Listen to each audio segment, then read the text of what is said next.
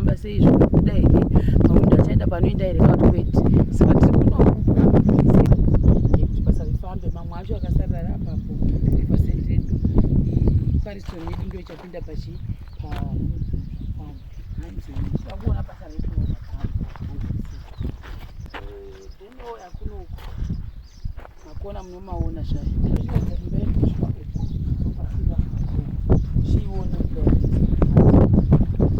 touya kuno ganzi chakasiyana nechekutanga chakanaka chitoi toita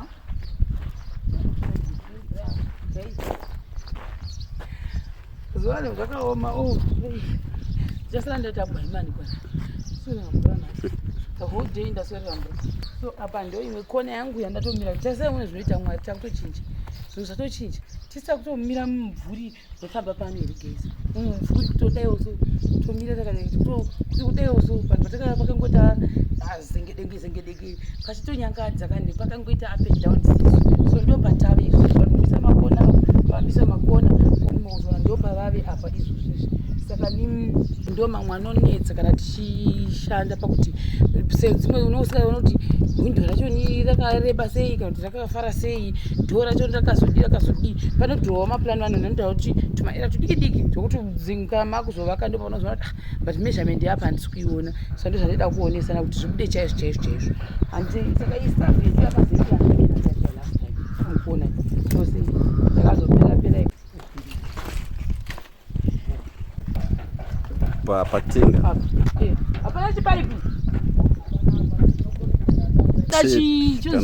kana chitepi chinoendwa pajojo tenga ndochodiwa apapo saka painenge ichitoita losi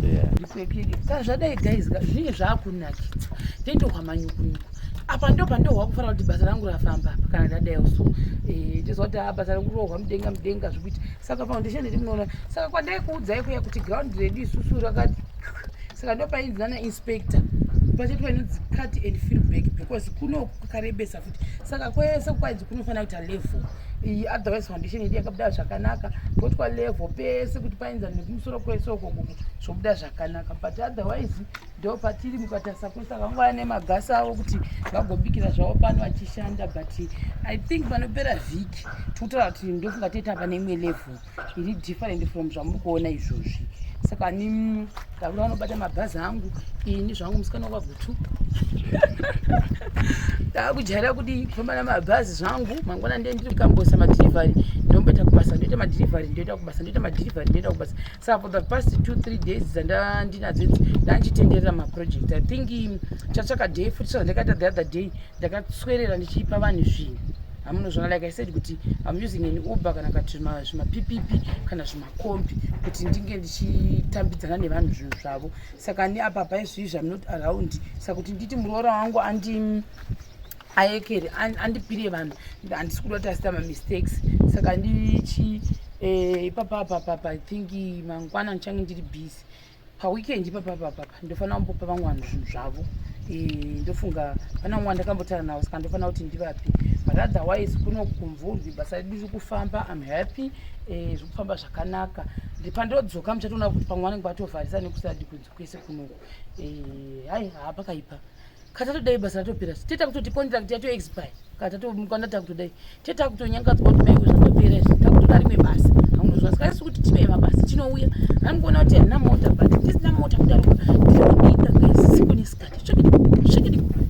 ndichifamba ndichiuya kumaprojects ndichiona nemakombi nezviPPP guys nothing is impossible tipei mabasa tinayo ikokoko saka ipati kutoplana kuti tikagadzira kachikalenda kedu kana ichitendera ndiri kuna mwana ndoka maside visit vaive ndeichitendera zvakare ikoko ndidambonoona kuti kwakamira sei ikokoko kuti maybe basa redu ringaita sei richitanga kune dzimwe nzvimbo amunozviona in the name of Jesus mabasa ese achafamba mune zvakanaka tiri kuti tipei mabasa tinouya tiregi ndiri kuinspect I inspect guys I think you have been seeing this from the word go tiri paground pakata siso from there vachitrenjwa from there padigwa footing from there vachivaka brickwork from there vachiita backfilling vachiuya nemagetsi vakaswa slab izvi zvindauya pakuita brickwork